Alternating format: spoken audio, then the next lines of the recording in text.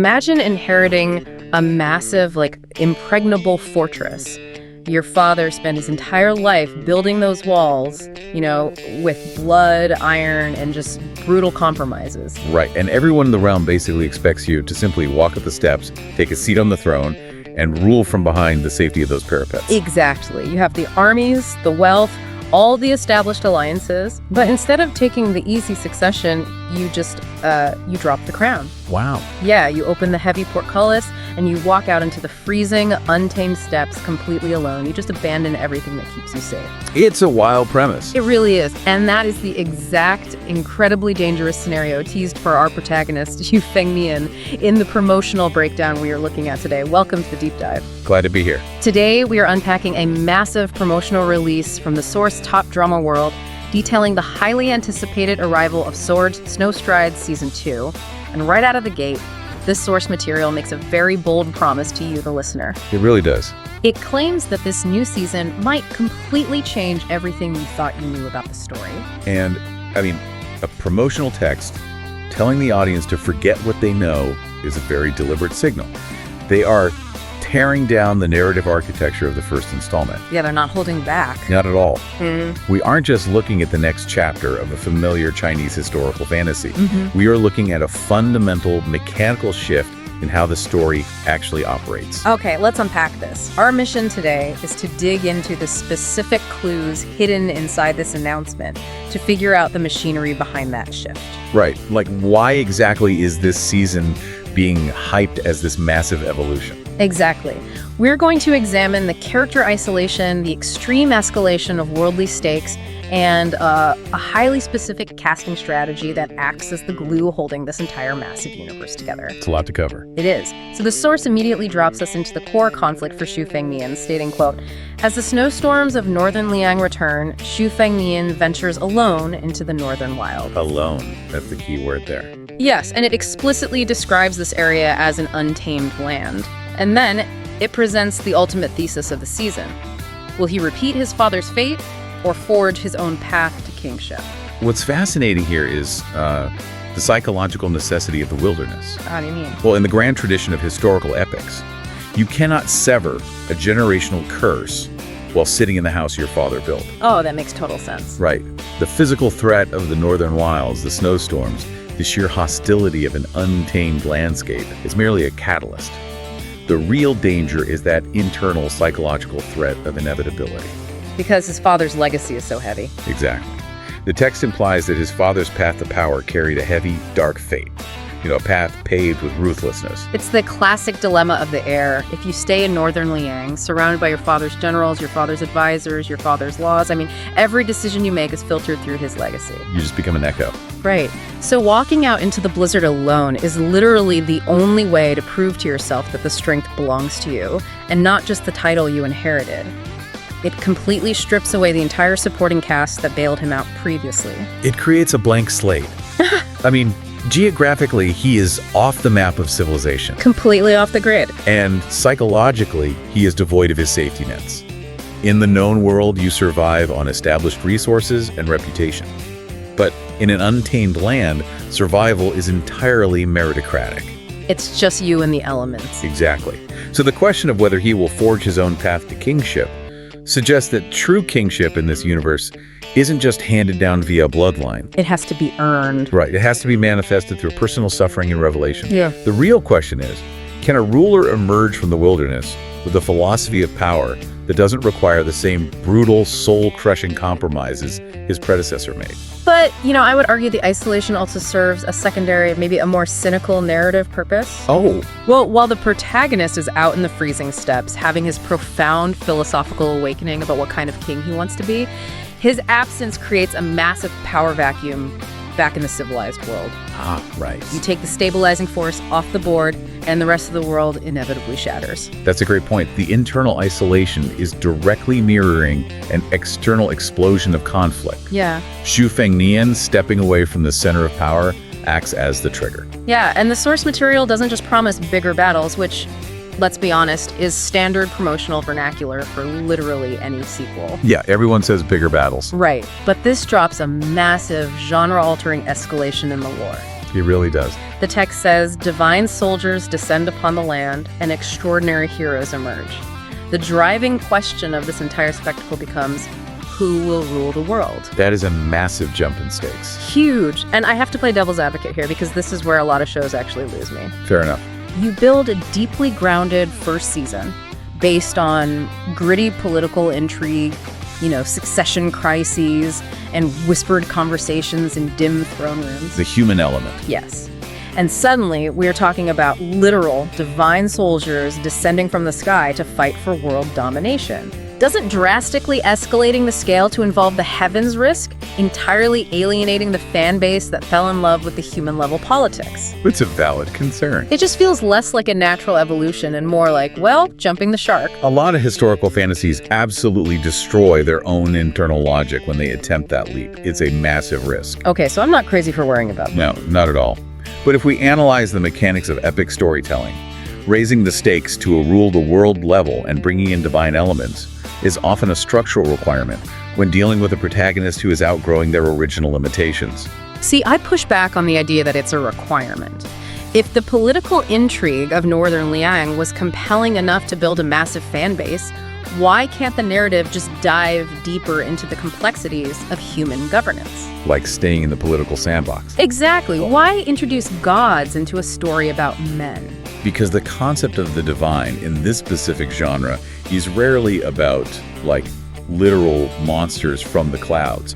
It is a manifestation of absolute, overwhelming power. Okay, I see what you mean. When the text mentions divine soldiers alongside the question of who will rule the world, it really touches upon the concept of the mandate of heaven. Oh, wow.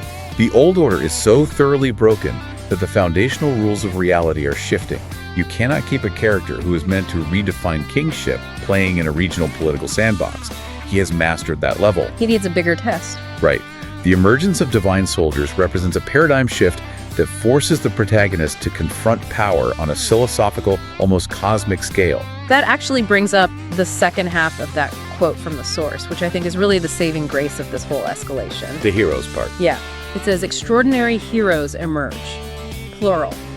Heroes. The plurality is the most critical word in that entire sentence. It tells us Xu Feng Nian is no longer the sole gravitational center of this universe. Which is huge for fantasy. Totally. In a standard fantasy setup, the hero levels up and the villain levels up to match him. It's just a binary conflict. Very back and forth. Right. But by emphasizing multiple extraordinary heroes emerging simultaneously alongside these divine soldiers, the source is promising a multifactional world.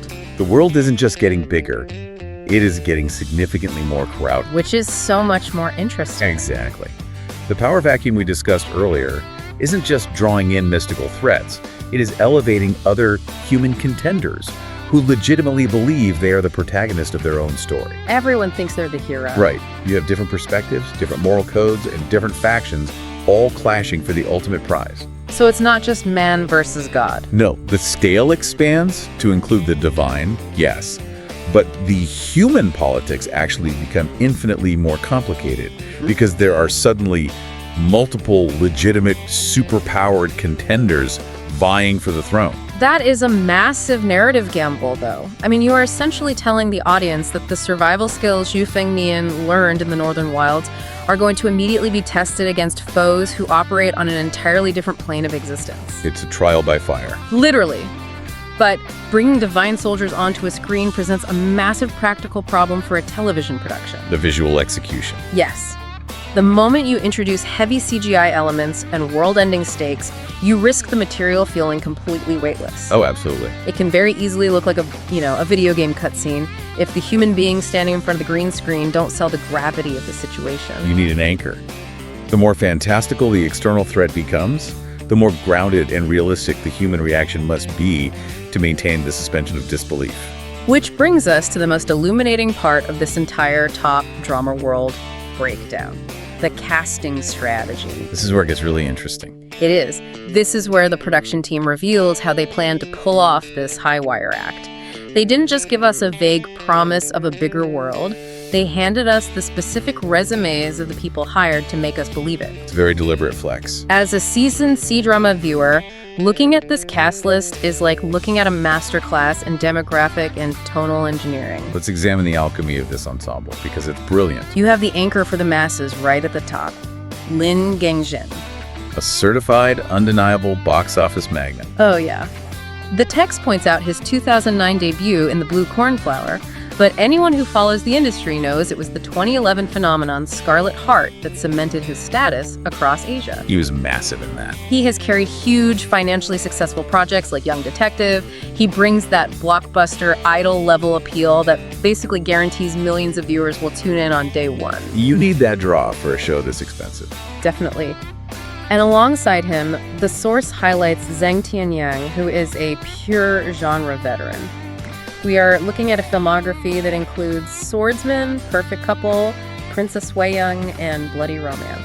An actor with Zhang Tianyang's specific pedigree is the connective tissue of a production like this. The glue that holds the tropes together. Exactly. Someone who has spent a decade in the trenches of period dramas understands the highly specific rhythm of the genre. They know how to handle the complex costuming, the wire work, and the distinct cadence of historical dialogue without it feeling performative. It just feels natural to them. Right, they ensure the baseline execution of the genre tropes is flawless. But the secret weapon of this season, the mechanism that will actually ground the divine soldiers and the world-ending stakes, is the third tier of casting detailed in the source. This is my favorite part. Right, this is where we get away from the idol stars and dive into the academically trained, heavy-duty drama veterans. If we connect this to the bigger picture of our previous debate, about the risk of escalating stakes. The jumping the shark worry. Yeah, that worry. This specific group of actors is the production's insurance policy against the show becoming a weightless cartoon. The source goes out of its way to highlight Tian Shaoji. He is signed by Golong Alliance Investment, but the critical piece of data is his graduation from the prestigious Central Academy of Drama. That is no small detail. No, it's not. For anyone not deeply entrenched in the Chinese acting industry, the Central Academy of Drama isn't just a school. It is an institution that drills rigorous Stanislavski-level theatrical techniques into its students. It's elite. Highly elite. And the text specifically name-drops his work in the 2001 series, The Passion-Burning Years, and crucially, the 2003 masterpiece, Towards a Republic. Highlighting Towards Republic is a massive flex by the promotional team. It really is, isn't it? Oh, completely. That series is widely considered one of the most dense, historically accurate, and politically heavy dramas ever produced in China. It's basically required viewing for serious drama fans. It deals with the brutal, real-world collapse of the Qing dynasty and the messy birth of a modern nation. So bringing a veteran of that specific environment into a fantasy setting fundamentally alters the DNA of the scene. When you have an actor who spent years conveying the crushing geopolitical weight of real history, and you place him in a fictional throne room to discuss the threat of divine soldiers. He doesn't treat it like a fantasy trope. Exactly. He treats it like a legitimate, terrifying state emergency. He brings vocal projection, physical gravitas, and an innate understanding of high-level political terror. It creates a fascinating juxtaposition on screen, honestly. How so? Well, idol acting often prioritizes aesthetic appeal, maintaining the visual beauty of the character even in moments of distress. Looking good while crying. Right.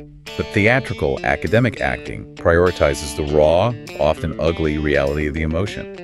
And the source also points to Lu Tianzuo, another Central Academy of Drama graduate, noting his debut in the gritty military drama Soldier's Sortie. Again, we are talking about a show rooted in sweat, dirt, and raw human endurance. Exactly. And the text rounds this out with Hao Changrong, a graduate of the Jiangsu Drama School, bringing yet another layer of formal classical rhythm to the production. You look at this combined roster and you realize the sheer genius of the strategy. It's a perfectly balanced meal. It is. You use the massive star power of Lin Gangjin to draw the audience into the chant. You use the genre expertise of Zhang Tianyang to keep the pacing of the fantasy elements moving smoothly. But you rely on the classical theatrical weight of actors like Tian Shaoji and Lu Tianzuo to sell the emotional devastation of the war. It is an engineered bridge between spectacle and substance. That's a great way to put it. When the heavens open up and divine entities threaten to rewrite the map of the world, the audience will only feel the terror if the human beings on the ground react with authentic, gut-wrenching despair. And that's what those actors bring. Yes, the Central Academy of Drama veterans are there to provide that despair. They ensure that no matter how large the CGI budget gets, the political intrigue and the human cost remain razor sharp. It completely validates the massive promise the promotional text made at the very beginning. When Top Drama World claims this season will completely change everything you thought you knew, they aren't just talking about plot twists. No, they are talking about a total structural upgrade. If you are studying how to build a massive, sprawling sequel in any medium, this promotional breakdown is basically a blueprint for success.